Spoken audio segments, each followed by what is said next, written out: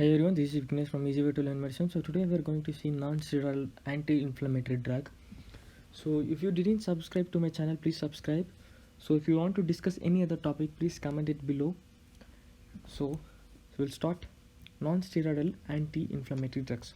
So to start with the drugs, so first of all, we have to know what is inflammatory actions. So what will happen during inflammation? So for example, take I had a injury. So I have a injury. In the tissue, we have a cell membrane that has phospholipids. The cell membrane, we have a phospholipids. So due to injury tissue, by the external stimuli, by a injury, there will be releasing of phospholipases. That phospholipases will break down the cell membrane phospholipids into a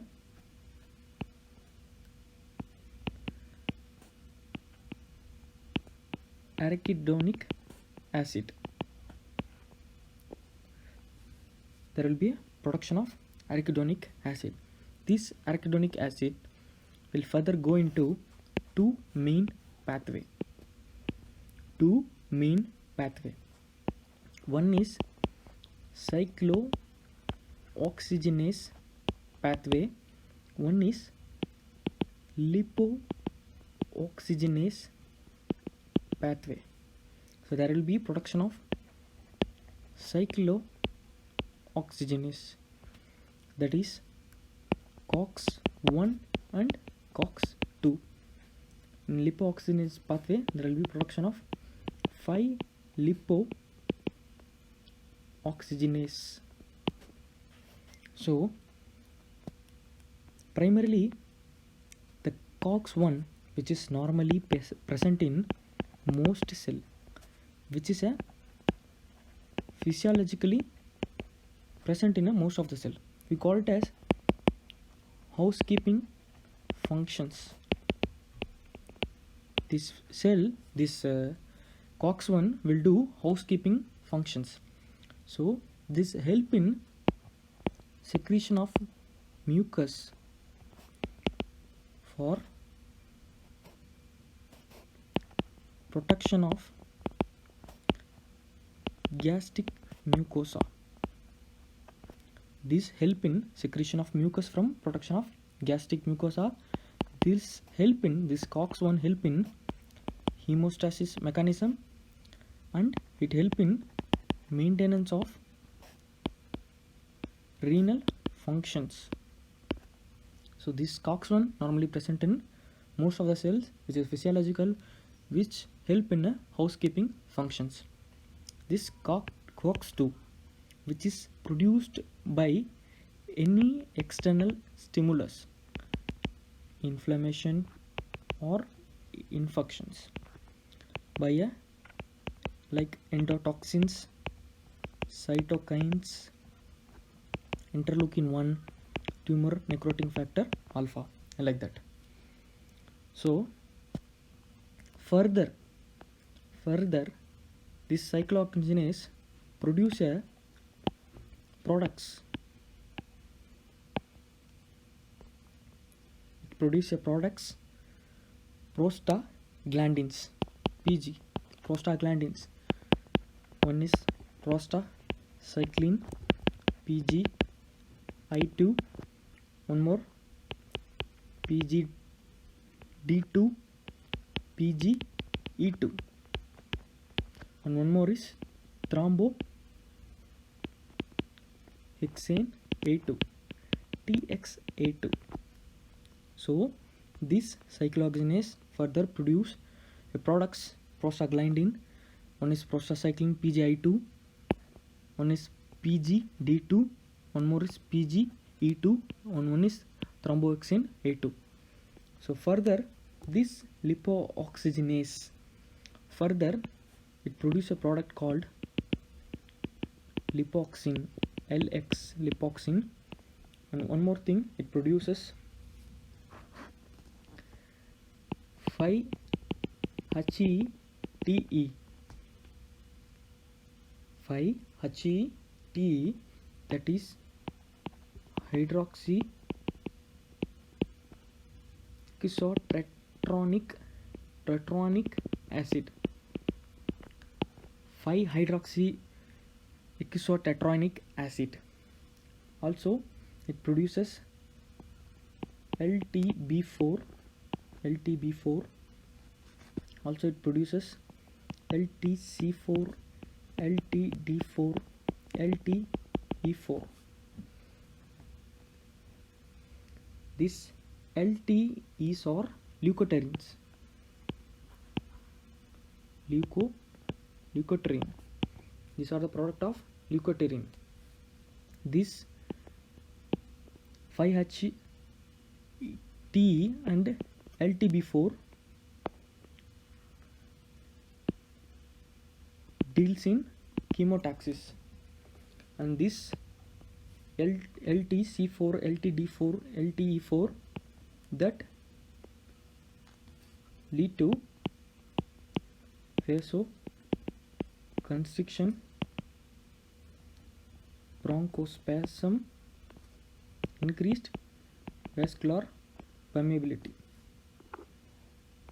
This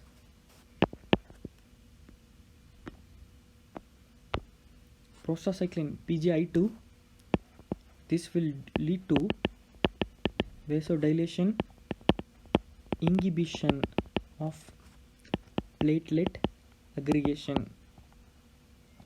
This prostaglandin, which are presented in platelet membrane, these two will lead to vasodilation and increases vascular permeability.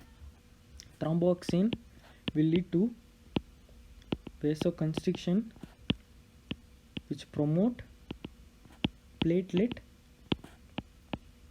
aggregation. So primarily, I got injury in my cell membrane. There is a presence of cell membrane phospholipids due to the external stimulus by infection or inflammation. There is a production of phospholipase. That phospholipase break down the phospholipids into the arachidonic acid that further goes into two main pathway, that is cyclooxygenase phosphate lipoxygenase pathway. So that will produce cyclooxygenase and 5-lipoxygenase. The cyclooxygenase will they have a product called COX-1 and COX-2. COX-1 is normally present in most of the cell. COX-2 is produced by external stimulus. This cyclooxygenase will produce the prostaglandin, prostacyclin PGI2, PGD2, PGE2, and thromboxane A2. That prostaglandin will lead to vasodilation, inhibition of platelet aggregation. PGD2, PGE2 leads to vasodilation, increased vascular permeability. Thromboxane lead to vasoconstriction and promote platelet aggregation. And 5-lipoxygenase will give lipoxin and some leukotriene products. This lipoxin will inhibit neutrophil adhesion and chemotaxis, and 5-HETE and LTB4 will lead to chemotaxis, and the other product of leukotriene will lead to vasoconstriction, bronchospasm, and increased vascular permeability. So now we'll see what are the drugs which are present in a non-steroidal anti-inflammatory drugs. Primarily, we'll see non-selective irreversible COX inhibitor, that is mainly COX-1 inhibitor, but small amount also COX-2, mainly which is COX-1. that is aspirin, that is called as acetyl salicylic acid, sodium salicylate, sulfasaline, all xylazine, methyl salicylate. So these are this non-selective reversible COX inhibitor, also called as classical COX inhibitors. So we'll see about aspirin. Aspirin has analgesic, antipyretic, anti-inflammatory, inhibit platelet aggregation. So aspirin has analgesic property that is used for headache, neuralgia, toothache, dysmenorrhea, arthritis, like that. Antipyretic, which uses in reducing the fever. Anti-inflammatory, which is used in rheumatoid arthritis, rheumatic fever, osteoarthritis, and it inhibit platelet aggregation. It is mostly used for post-MI to reduce the risk of reinfection, like in a post-MI. Also used in a post-MI to reduce the risk of reinfection, and also used in a prophylaxis of DVT, deep vein thrombosis, and also it used in dysmenorrhea. So aspirin reduce the uterine prostaglandin and help in relief, which relieves the symptoms of dysmenorrhea, and also which is used in preeclampsia, which suppress the thromboxane 2 production, to suppress or decrease the production of thromboxane 2 production, A2 production. And they told like low doses of aspirin, which is used in prevention of colonic cancer, colon cancer, and Alzheimer's disease. So mainly all the drugs, all the non-steroidal anti-inflammatory drugs has a property of 3 AAA, that is analgesic, antipyretic, anti-inflammatory. So all the drugs has these 3 properties. So now we'll see the side effect of aspirin, that is ulcer, gastric mucosal damage that lead to ulcer, GIT, toxicity, high doses that leads to GIT toxicity, increased risk of bleeding. Also some people has allergic reaction to the aspirin. So aspirin, like it can lead to respiratory acidosis in like initial stage, initially in higher doses that lead to metabolic acidosis. In children, like the people having like less than 12 years, they will have toxicity like liver damage and encephalopathy. We call it as Reye syndrome. Now we'll see non-selective reversible COX inhibitor. Mainly it has two, it blocks two, it inhibits COX1 plus COX2. The drugs we have in these groups are indomethacin, oxyphenbutazone, ibuprofen, ketoprofen,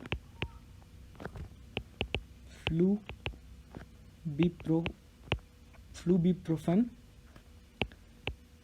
naproxen,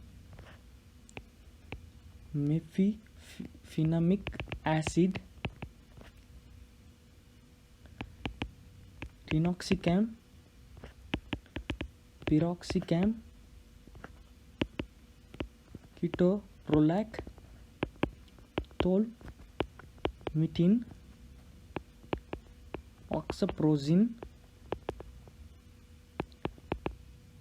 diflunisal,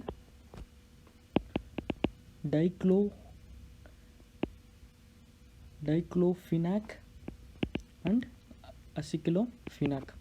Indomethacin, oxybenzbutazone, ibuprofen, ketoprofen, flubiprofen, naproxen, mefenamic acid, tinoxicam, piroxicam, ketorolac, tolmitin, oxaprozin, diflunisal, diclofenac, and aceclofenac. These group of drugs which blocks COX-1 and COX-2. The side effects and contraindications are same with non-selective COX inhibitor. So the next drug that is preferable COX-2 inhibitor,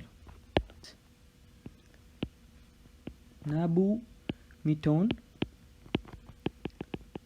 etodolac, and meloxicam. And the next group that is selective COX-2 inhibitor,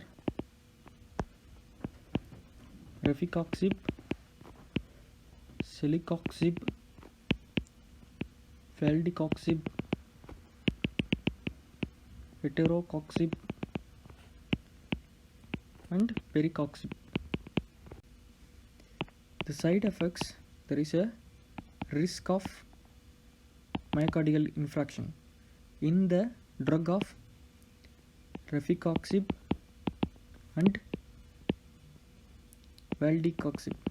So these drugs are banned now, and also lumiraxib, that is a source from the diclofenac, which has